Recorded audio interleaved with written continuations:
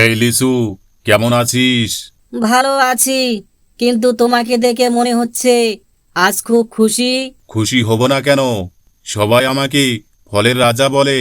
আরে বাহ, নিজেই নিজেকে রাজা বানিয়ে ফেললি নাকি?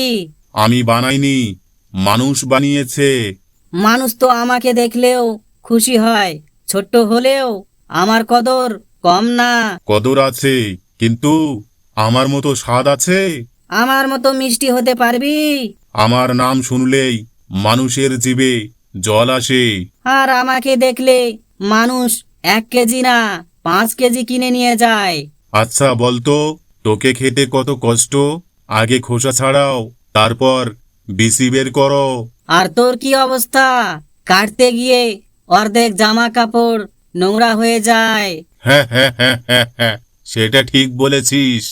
দেখলি, শেষ পর্যন্ত আমার কথাই ঠিক। আচ্ছা, মানুষ বেশি অপেক্ষা করে কার জন্য? কার জন্য আবার? আমার জন্য। আমার জন্য। গরমকাল এলেই সবাই বলে কবে আম পাকা হবে।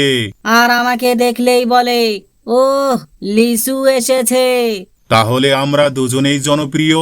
হুম, কিন্তু একটু বেশি জনপ্রিয় আমি। স্বপ্ন দেখতে দোষ নেই।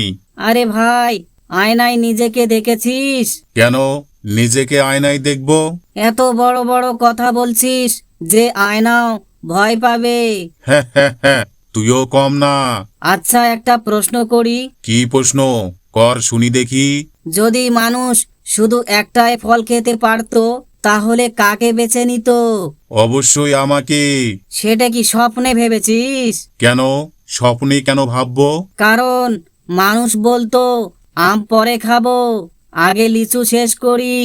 ও, সেটা তো তুই দ্রুত নষ্ট হয়ে যাস বলেই।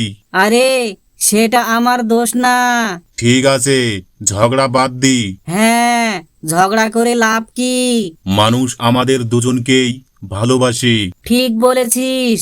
আমি ফলের রাজা, আর আমি ফলের রাজকুমার। তাহলে আমরা একই পরিবারের।